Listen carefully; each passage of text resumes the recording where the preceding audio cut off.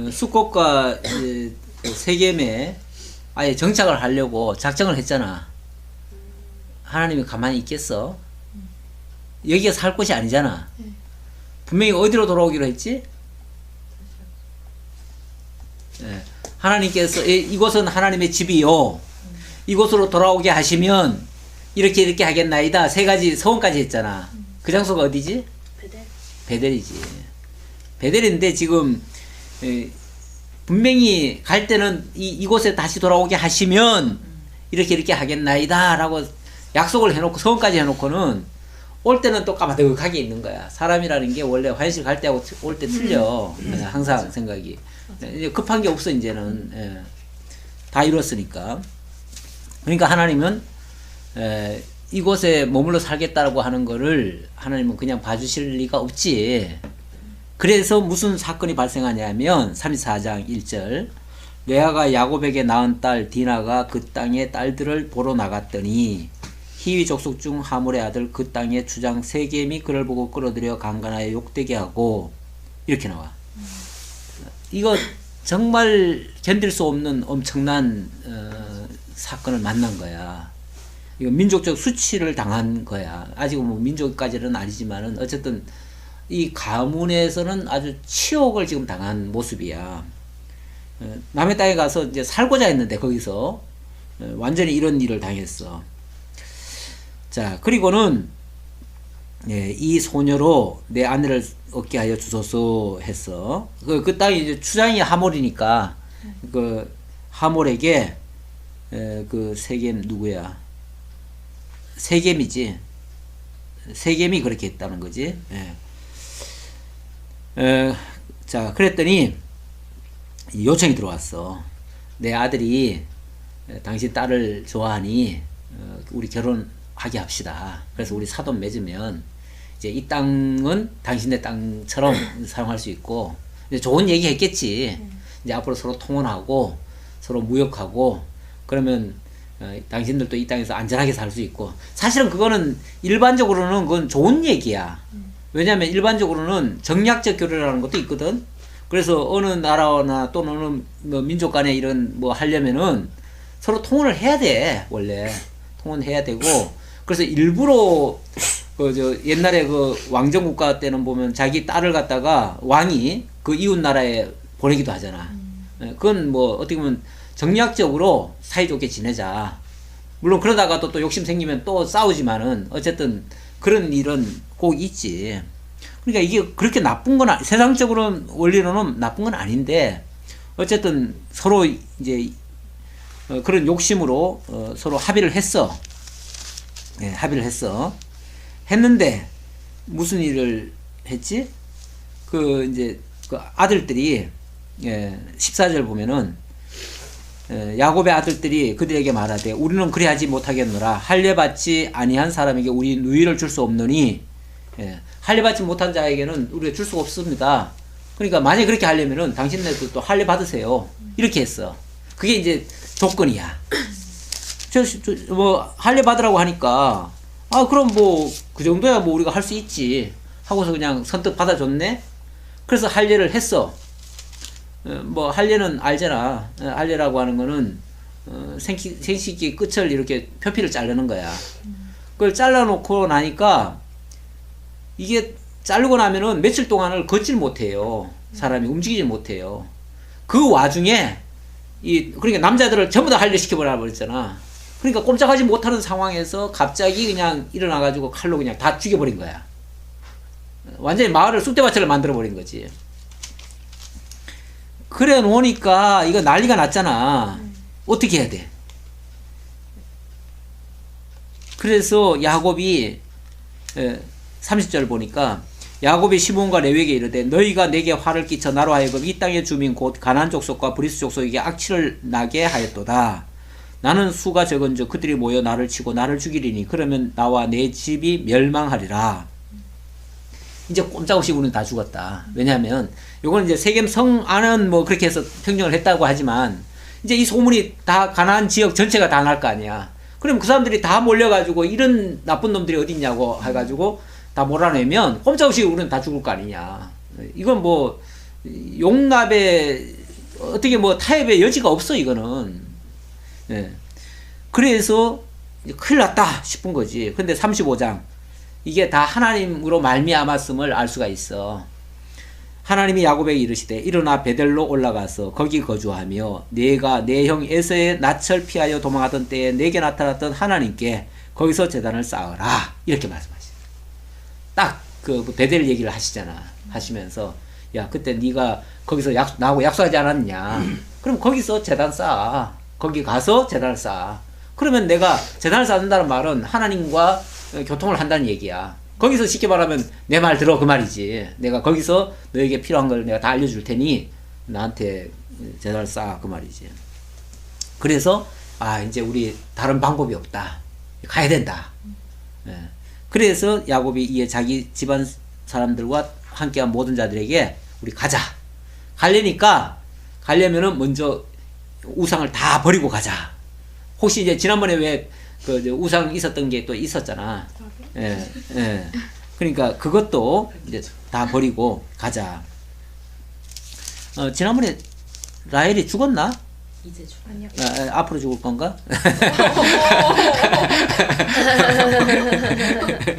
예, 어쨌든 이렇게 해서 이제 우상을 다 버리고 가자. 그래서 혹시라도 왜냐면 하나님 앞에 가는데 뭐 걸릴 게 있으면 안 되니까 하나님이 또 그것 때문에 또 진노하실 수 있으니까 그래서 다 빼버리자. 가는 중에 이제 신상들을 있는 거 뭐 기골이니 뭐니 이게 꼭 뭐 신상이라고 일컫지 않아도 뭔가 의지할 만한 것들은 다 버리고 간 거야. 그래서 세겜나무 근처 상수리 나무 아래 다 묻고 떠났어. 그랬는데 5절 보니까 그들이 떠났으나 하나님이 그 사명 고운들로 크게 두려워하게 하셨으므로 그랬잖아. 예, 분명히 야곱이 지금 떠나는 판인데 도망가는데 그런데도 불구하고 사방 대적들이 전부 다 두려워 떨었대. 야, 저 사람들 무섭다. 이렇게 만들었다는 거지. 원칙은 저놈들 쫓아가서 잡아 죽여야 된다 이래야 되는데 오히려 하나님이 그들을 두렵게 하심으로 그들이 못 왔다 이 말이야. 그러니까 하나님이 철저하게 보호하고 막으신 거지. 예. 자, 그래서 그들이 베델에 이르고 그가 거기서 제단을 쌓고 그곳을 엘 베델이라 불렀으니 원래 베델이라는 말 속에서도 하나님의 집이라는 말인데 하나님의 집의 하나님 엘 베델은 엘이 두 번 들어가잖아. 하나님의 집에서 만나서 약속하시고 약속대로 이루어지셨던 그 하나님 그 얘기지. 그 하나님이 또 나타나셨다. 그래가지고 옛날의 베델 그 베델에 또 나타나신 하나님 그 말이 이제 엘 베델인 거지.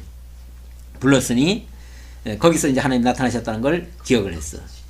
8절 리브가의 유모 드보라가 죽음에 그를 베델 아래에 있는 상수리 나무 밑에 장사하고 그 이름을 알론바굿이라 불렀더라 했는데 이 리브가의 유모 드보라라는 말은 리브가가 옛날에 아기 때 그러니까 자기 엄마지 자기 어머니의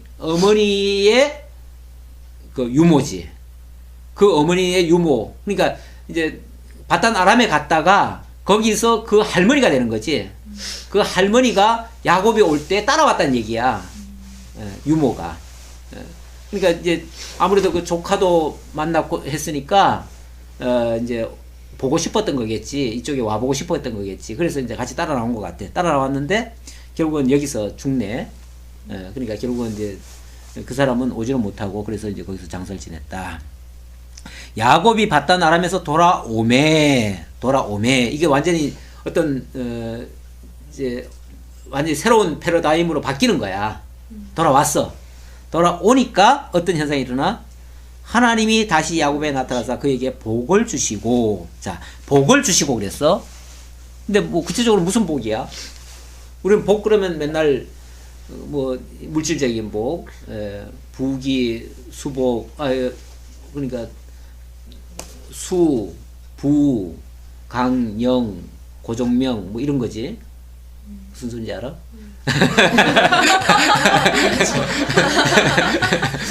수는 장수, 부는 물질, 풍요, 강령은 그 건강, 그리고 평안, 그리고 고종명은 잘 죽는 거. 잘 죽는 것도 복 중에 하나야.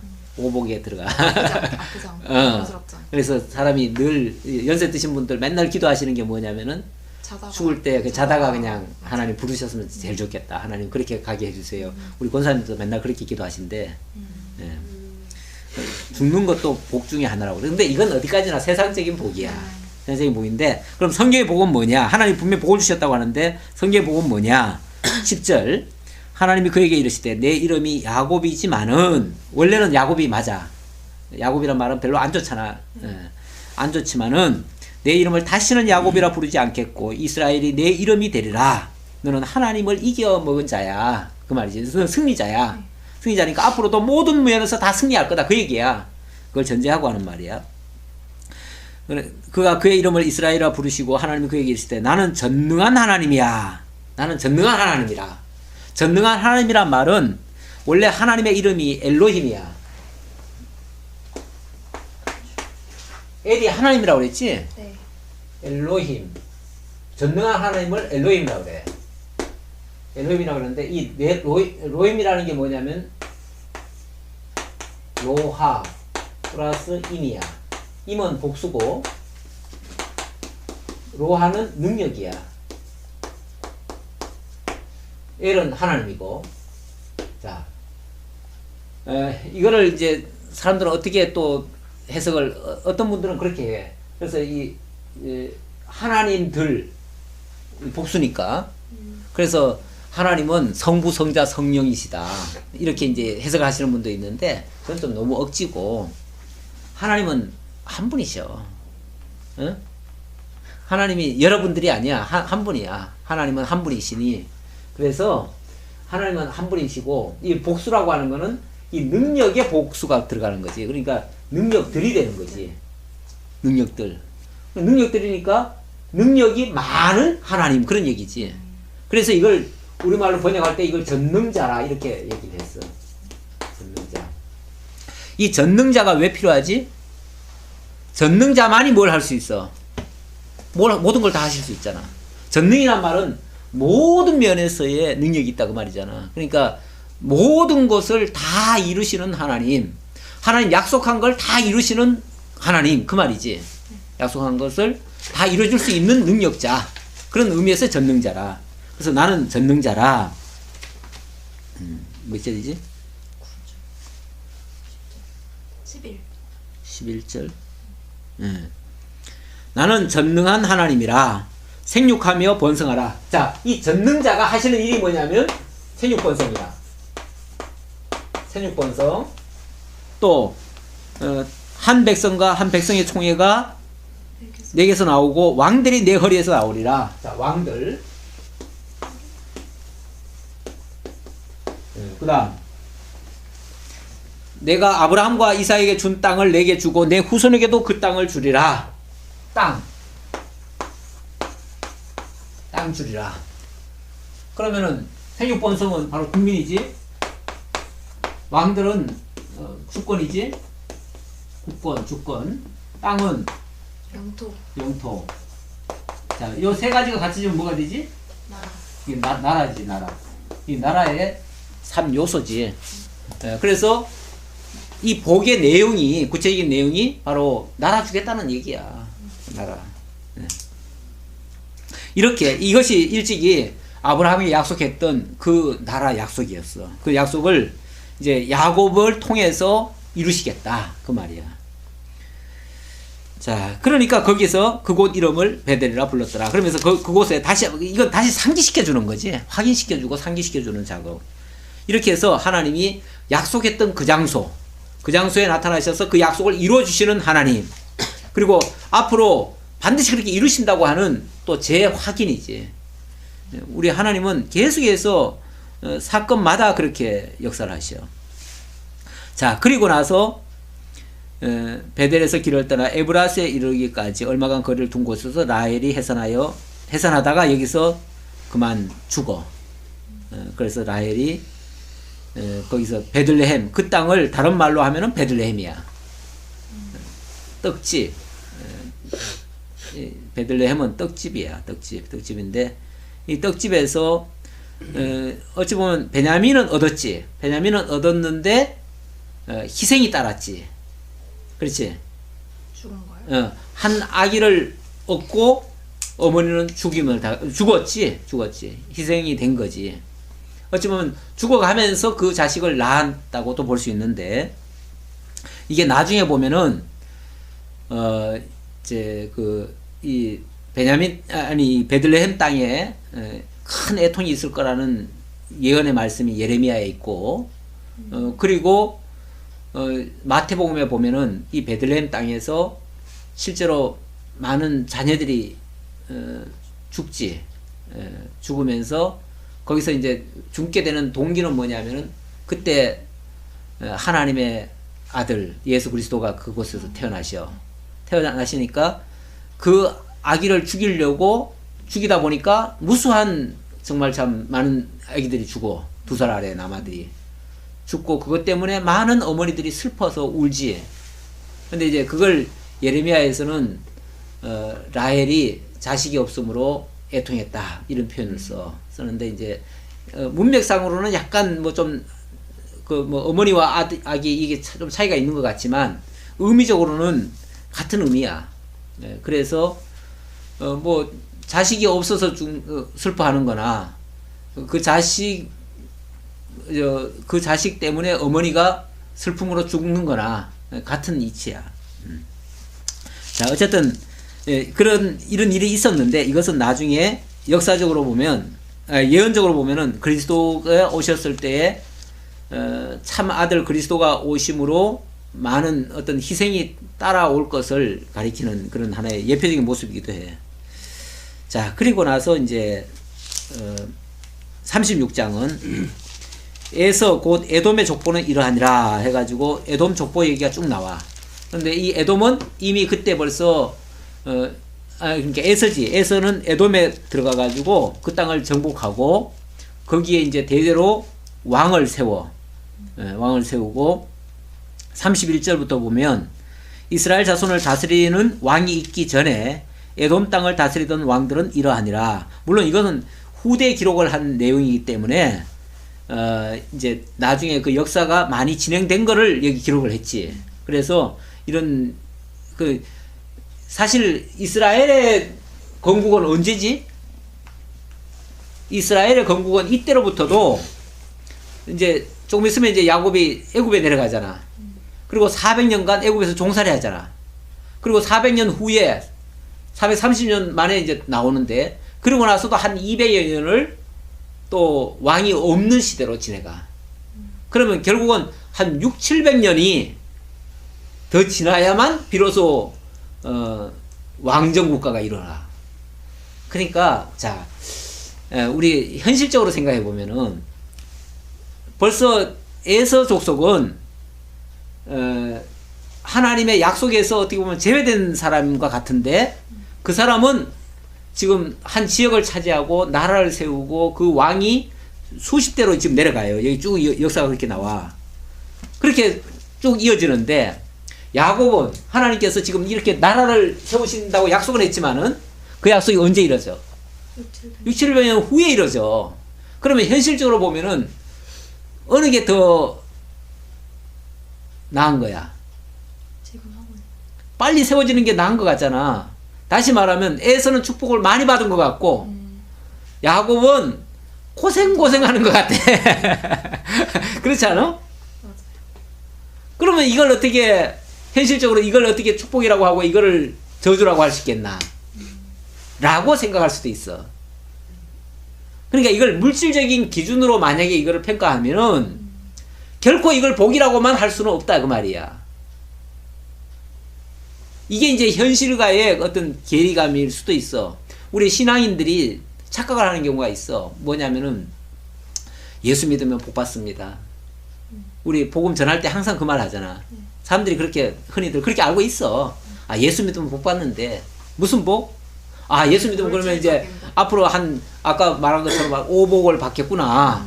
그러면 이제 지금까지 우리가 안 풀렸던 것도 이제 예수 믿음으로 술술 잘 풀리고 모든 것이 형통하고 이제 잘 되겠구나 라고 기대한단 말이야.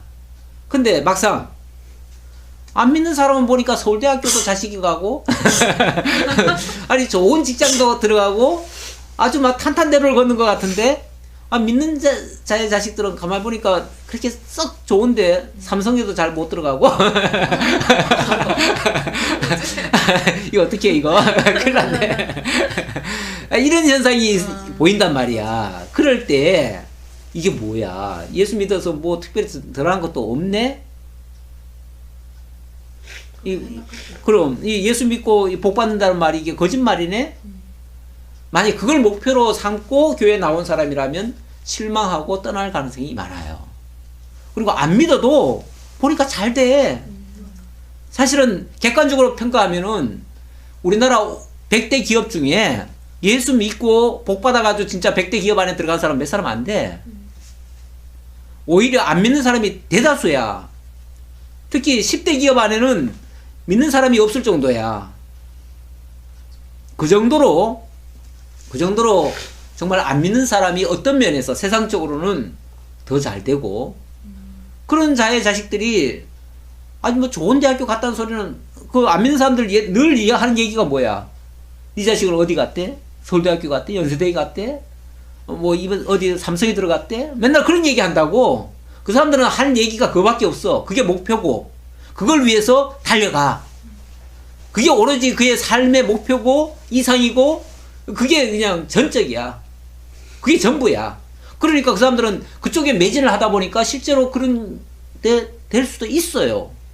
근데 우리 믿는 사람들은 그 목표도 아니야.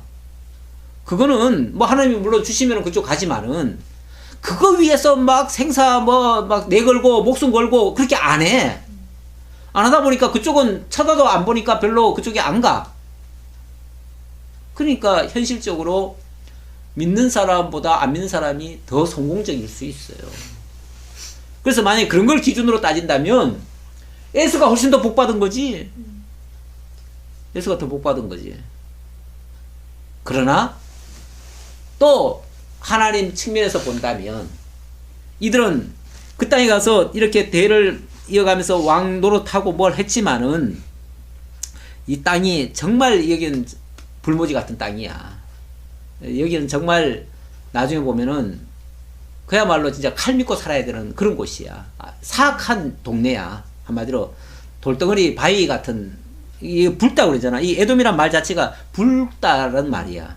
그곳은 땅 자체가 붉어. 그 신해산 그 사진 같은 거 봤어? 신해산 사진 보면은 전부 다 돌덩어리야. 돌덩어리인데 돌이 전부 다 뻘건 돌에 풀 한 폭이 어쩌다 한 군데 있을 정도야. 그런 곳이야. 그런 곳에 굴 파고 살고 사람들이 그렇게 살아. 물론 그렇게 사는 것이 뭐 좋다면은 좋은 거지만, 예, 그것도 만족하면 되겠지만, 그럼 칼 믿고 뺏어가지고 먹고 살아도 뭐 사는 거야, 사는 거니까 뭐 그렇게 살아도 그게 전부라면은 좋다면은 좋은 거지. 하지만 그걸로 끝이야. 그걸로 끝이야. 그러나 믿음의 사람들은 이 여정을 따라가지만은 이게 끝이 아니고 영원한 물론 역사적으로는 적과 꿀이 흐르는 가나안 땅을 바라보고 가고 그런 어떤 소망 중에 가는 거지. 그리고 궁극적으로는 하나님이 동행하시는, 하나님이 함께 하시는 그런 성을 만들고 그곳에서 하나님과 더불어 살아가는, 그게 진짜 복인 거지. 그 차이가 있어요. 37장으로 넘어갑니다. 야곱이 가나안 땅, 그의 아버지가 거류하던 땅에 거주하였으니. 자, 우리 한번 37장은 어떻게 되어 있는가 볼까요? 내가 36장까지 일단은 잡았는데 37장으로 넘어가면 여기는 사손언약 성취 섭리입니다. 37장부터 드디어 이제 쉽게 말하면 하나님이 약속한 거 생육 번성해 주겠다, 땅 왕들 나오게 하겠다, 땅을 차지하게 하겠다 그랬는데, 물론 이 순서는 앞뒤는 바뀌겠지만은 어쨌든 1차적으로 요 생육 번성의 역사가 일어나는 얘기. 물론 뭐 이미 앞서서도 생육 번성은 일어났죠.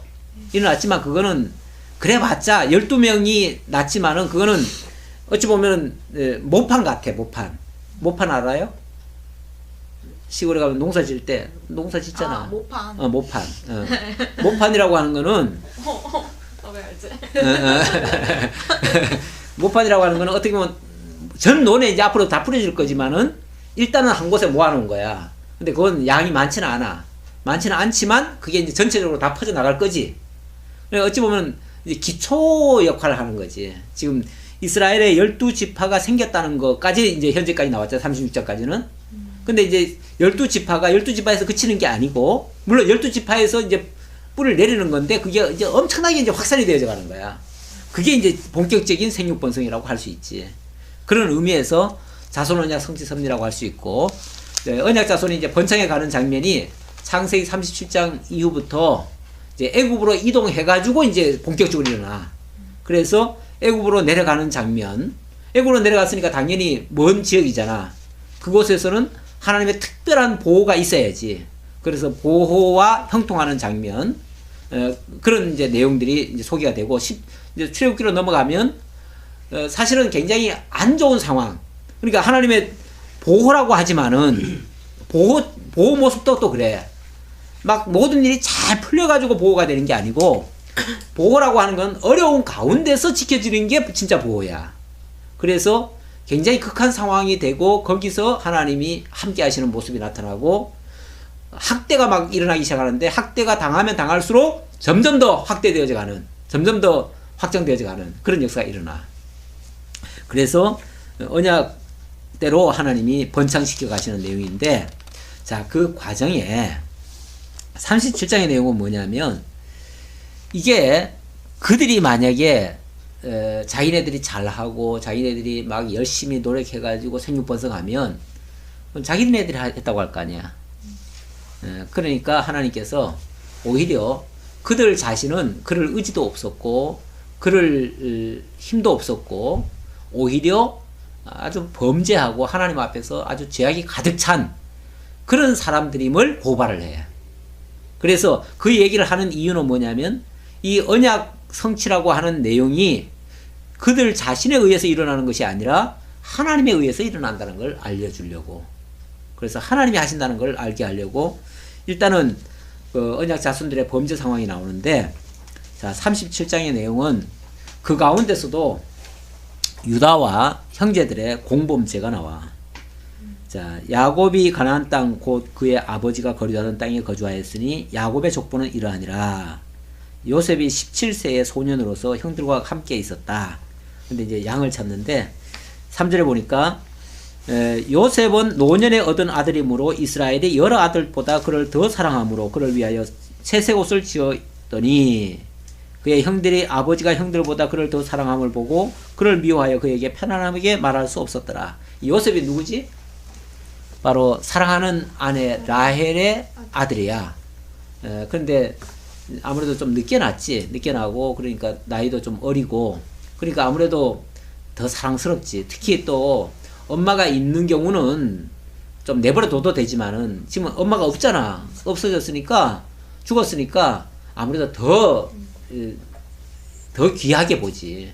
그러다 보니까 다른 애들은 전부 다 밖에 나가서 이제 너들은 컸으니까 다 역할 해라 하고서 일도 시켰는데, 이 아이는 그냥 귀하게만 키우는 거야. 집에서 채색 옷을 입혔대. 채색 옷을 입혔다는 말은 우리말로 하면 색동 저고리 입혔다는 거잖아. 네. 그거는 곱게 키우고 있다는 얘기야. 그런 이제 모습이지. 그런데 이 녀석이 아버지 곁에 있으면서 또 뭘 하지? 형들이 뭐 조금 저 형이 나 때렸대요. 저 형이 내 거 뭐 뺏어갔대요. 이러고 맨날 이래요. 그러니까 그냥 그 형들을 봐서는 안 그래도 미운 놈이 아버지 사랑은 독차지하고 그런 놈이 맨날 싫은 소리는 하고 있으니까 저놈은 없애야 되겠다. 저놈이 우리 집에 있으면은 우리가 제대로 아들 노릇 못하겠다. 이런 식으로 생각을 한 거지. 근데 이제 결정적으로 그렇다고 해가지고 뭐 어떻게 동생을 어떻게 하겠어? 근데 이제 결정적인 사건이 또 발생해. 그 사건이 뭐냐면 6절 요셉이 그들에게 이르되 청하건대 내가 꿈을 들으시오 하면서, 제가 어젯밤에는 꿈을 꿨는데요, 형님들의 단이 내한테 다 절하던데요.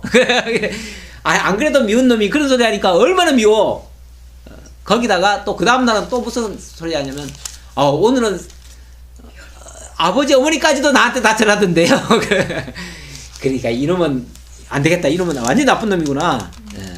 이놈을 없애버려야겠다. 이런 생각했는데 그의 형들은 11절에 보니까 그의 형들은 시기하되 그의 아버지는 그 말을 간직해 두었더라. 이 야곱은 심상치 않은데 범상치 않다.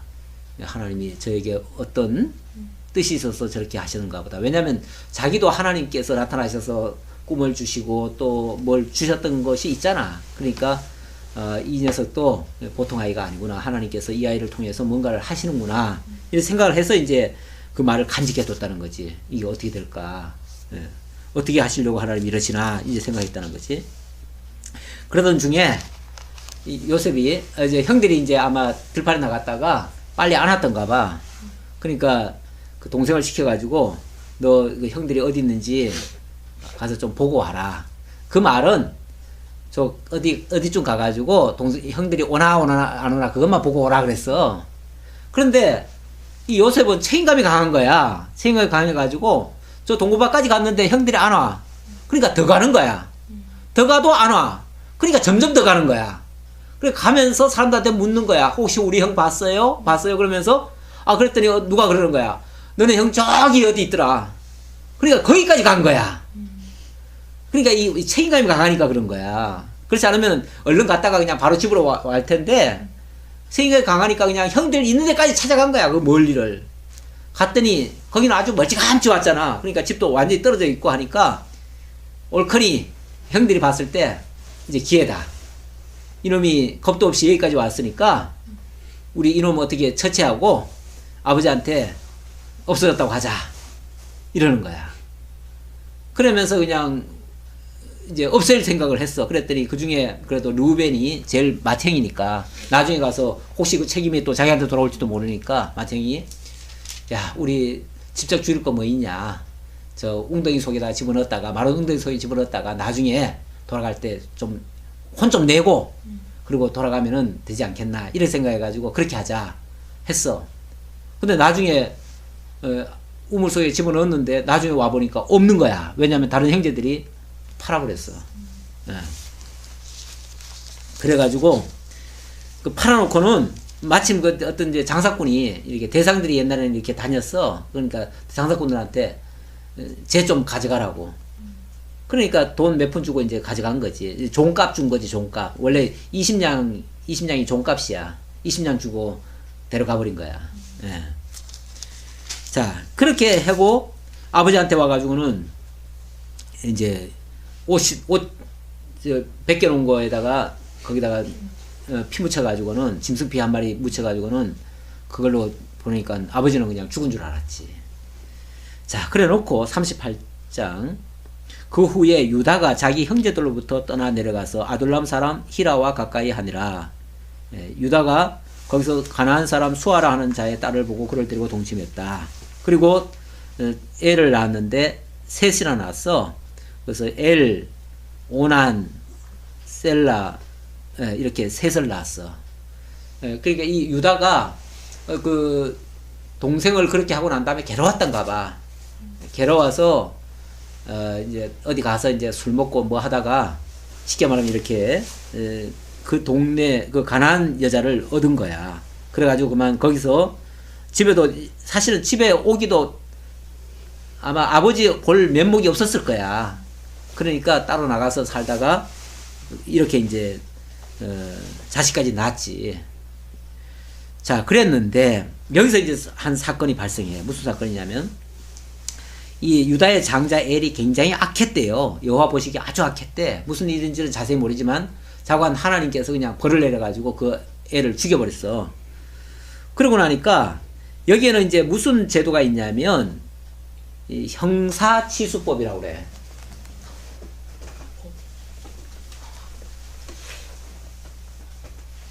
형이 죽었네.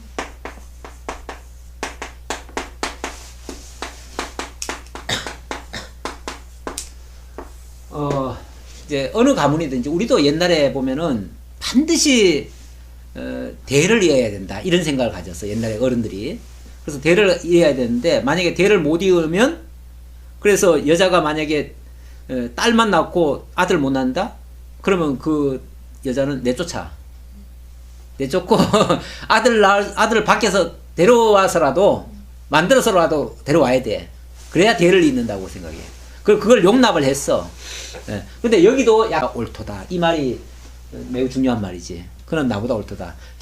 결국은 자기가 틀렸고 그 다말이 옳은 것을 취했다는 얘기야.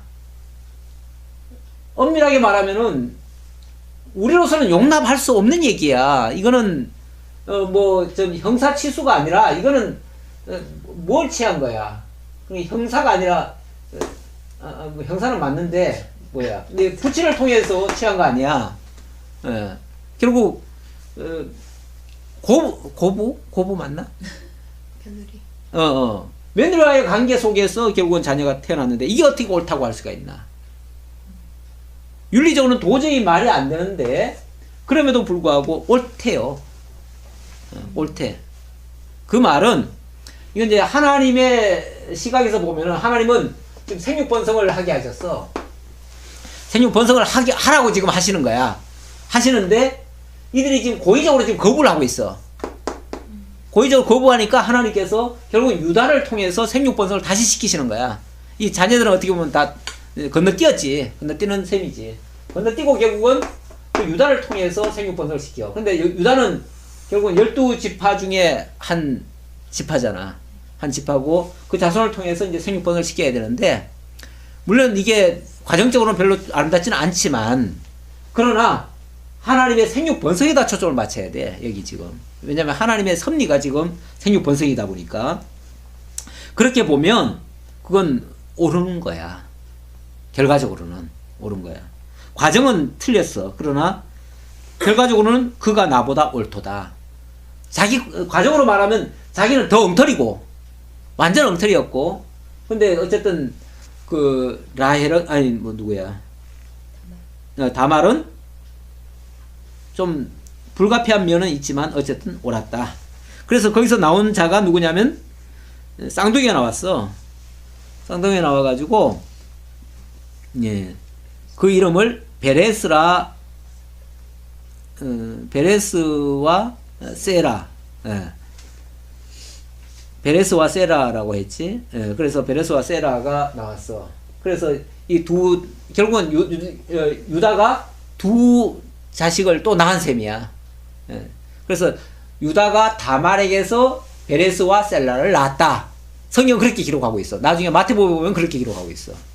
그래서 어떻게 보면 이건 자랑스러운 건 아니지만은 하나님은 마태복음에 보면 네 여자가 나와. 그 예수님의 족보에 네 여자가 나오고 거기에 다말이 아주 1번으로 나오는 거지. 1번이 다말이 유다에게서 베레스와 셀라를 낳고 이렇게 나와. 그리고 이것이 또 옳다는 것이 어디서 또 증명이 되냐면 룻기에 가면은 룻이라는 여인이 원래는 이방 여인이야. 이방 여인인데 그 룻이 이제 그 남편이 다 죽잖아. 그때도 남편들이 어떻게 보면 다 악해가지고 죽어. 악해서 다 죽고 그 집에 기업이 끊어졌어. 그래서 기업 이을 자가 없어요. 이을 자가 없는데 그때 이제 할 수 없이 이제 폐가망신 당하고 이제 원래 이제 그게 그 아버지 아비멜렉이 이제 이방 땅에 넘어갔다가 결국 집안 다 망하고 할 수 없이 두 가부가 돌아와가지고 옛날 이제 기업이 있는 곳에 왔는데 기업은 이미 다 팔아먹고 없어. 그리고 남편도 죽고 그러니까 사실 기업이 그걸로 끝나는 거야. 끝나는데 나중에 무슨 일이 발생하냐면 거기서 이제 보아스라는 남자를 만나. 근데 그 보아스가 그 친척 중에서 제일 가까운 친척이야. 그러다 보니까 기업 물을 자의 한 사람이 돼. 그 기업 물은다. 그걸 고엘이라고 그러는데 이거 기업 물은다고 그래. 이 기업 물으는 이 형사치수법도 결국은 이 기업 물으는 거의 한 방식이야. 근데 어쨌든 그 기업을 물으기 위해서 룻이라는 여인이 그 보아스의 그 밭에 처음에는 이삭 줍다가 어느 날 그 나오미가 그 얘기를 하지. 너 오늘 밤에는 그 보아스의 그 그 보아스가 머무는 그 장소에 너 미리 가 있어라. 그래서 그날 밤에 역사가 일어나잖아. 예. 그것도 이상하잖아. 그것도 윤리적으로 말하면 그 말도 안 되는 얘기인데 왜 그러냐면은 그 보아스가 기업 물을 자야. 기업 물을 자기 때문에 기업을 물어야 돼. 그런데 이제 보아스는 굉장히 신사적이고 점잖은 사람이기 때문에 그렇게 들어왔다고 해가지고 바로 관계를 하지 않아. 그리고는 정상적인 법 절차를 밟아가지고 동네에다가 다 공포를 해. 예. 이 여자가 지금 여기 와 있는데 기업을 물어야 된다. 그런데 기업 물을 자가 빨리 와가지고 기업을 물어달라. 그런데 기업 물을 자가 이제 누가 나타나가지고 내가 기업 물겠다 했는데 기업 물으려면은 이 밭을 사가지고 이렇게 넘겨야 된다 그러니까 그러면 재산이 손해가 나잖아. 그래봤자 땅 사가지고 그 집 앞으로 해줘야 되잖아. 그러니까 자기는 아무 이득이 없어요. 근데 왜 내가 손해보는데 내가 손해볼 짓을 내가 왜 해? 그러고는 자기가 그냥 신발을 털고는 그냥 가버려. 그러니까 그러면은 그 사람 말고는 내가 제일 가까운 친족이니 그럼 내가 기업 물겠소 하고서 공포를 하지. 그리고 그 룻을 취해서 룻에게 기업을 물어줘. 그리고 그 집안으로 대를 이어줘. 그랬더니 그 동네 모든 사람들이 축복을 해. 축복을 하는데 뭐라고 축복을 하냐면 축복하는 장면이 룻기 누가 한번 찾아봐요. 룻기 4장 몇 절이지? 12절. 예. 12절 다 같이 시작. 여호와께서 이 소년 여자로 내게 후사를 내게 상속자를 주사 내 집이 다말이 유다에게 낳아준 베레스의 집과 같게 하시기를 원하노라. 예, 이게 바로 이 축복하는 얘기잖아. 축복했는데 어떤 축복? 다말이 유다에게 낳은 그 집과 같이 되기를 원한다 그러잖아. 그 집과 같이 되기를. 그러니까 이게 엄청난 축복이야. 이게 기업이 물어주는 그런 축복이야. 엄청 공감인데.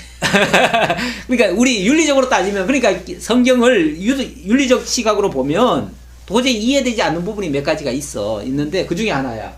그래서 아주 당당하게 이 다말 또 룻도 마찬가지야. 룻도 어떻게 보면은 참 이방 여인이고 부정한 모습이야. 어떻게 보면은 부정한 모습인데 당당하게 예수님의 족보에 딱 올라가잖아. 그래서 아브라함과 다윗의 자손 예수 그리스도의 세계라 하면서 예수 그리스도가 아브라함과 다윗 이 계대를 통해서 이렇게 나왔다. 그 얘기를 하잖아. 이거는 하나님의 언약 성취사적 그 생육 번성에 있어서 필수적인 이게 빠지면 생육 번성이 멈추는 거야. 이거는 멈추는 거기 때문에 그래서 그것이 이루어지게 하시려고 하나님이 이렇게 하셨다. 그러니까 생육 번성 이게 대의지. 대의를 위해서 어떻게 보면 소위가 조금 훼손당하는 모습 같기는 해. 예, 그러나 하나님이 하시는 일을 봐야 된다는 거. 자, 그렇게 해서 일단은 유다가 그렇게 이제 범죄했다는 거. 그러니까 형제들이 그렇게 먼저 동생을 팔아먹는 그 아주 흉악한 짓을 했고 그 중에 대표적인 유다가 또 이런 짓을 했다. 근데 그 유다가 왜 또 중요하냐면 앞으로 하나님이 유다의 지파에서 뭐가 나와? 다스리는 자가 나오고 이제 앞으로 이제 약속된 왕이 나올 거야. 그래서 유다 지파의 그 홀이 끊어지지 않는다고 했어. 그리고 마지막에는 그 유다 지파에서 실로가 오시기까지 하는데 실로는 그 그리스도 메시아를 가리키는 하나의 상징적인 언어야. 그래서 장차 그리스도가 그 지파에서 온다는 얘기고 그리고 그 지파에게서 메시아가 나타나시면 그 메시아로 말미암아 영원한 하나님의 나라가 이루어진다. 여기까지 나가. 여기까지 나가니까 결국은 이 지파가 그렇게 중요해. 거기에 제일 어찌 보면 모태가 되는 사람이 이게 유다야. 그러니까 유다가 이 기업을 물은다는 거, 이 기업이 만약에 끊어진다면 그게 없어지는 거야. 근데 이 기업이 물어지니까 이 고엘이라는 말이 그래서 기업 물은다는 말이고 이것이 구속이라는 의미도 돼. 구원. 그러니까 대를 잇는다는 것은 그 생명을 잇는다는 것이고 결국은 구원에 관계되는 얘기야 이게. 바로 예수 그리스도가 그 고해를 위해서 우리들의 기업을 물어주시려고 이 땅에 오신 거야. 자, 그리고 이제 39장은 요셉 이야기인데 요셉 이야기로 나가요. 요셉 이야기 나가는데 오늘 여기까지 할까? 요새 이 얘기하면 또 이제 50장까지 가야 되니까 안 돼. 네, 자 그럼 기도합시다. 하나님 감사합니다. 하나님이 하시는 일은 빈틈이 없고 정확하게 언약하시고 언약대로 이루어 가시는 것을 저희들 성경을 보면 볼수록 확인이 됩니다. 하나님, 그래서 하나님은 살아계시고 전능하시고 모든 것을 약속대로 이루시는 여호와이심을 깨닫습니다. 그 하나님 지금도 살아계셔서 우리와 함께하고 계신다는 것을 믿습니다. 그러기에 이 땅에 벌어지는 일들이 정말 하나님을 알지 못하는 사람들에 의해서 많이 되어지는 것 같아도 그것 때문에 우리가 낙심하지 않고 절망하지 않고 오히려 궁극적으로 하나님의 사람들이 승리하고 하나님의 나라가 완성되어지고 하나님의 약속은 반드시 온전케 되어진다는 것을 믿기에 오늘도 실망하지 않고 주어진 일 잘 감당합니다. 아버지 하나님, 이 믿음으로 우리가 승리하며 살아갈 수 있는 저희 모두가 되게 하옵소서.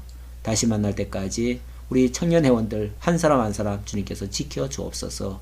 예수님의 이름으로 기도하옵나이다. 아멘.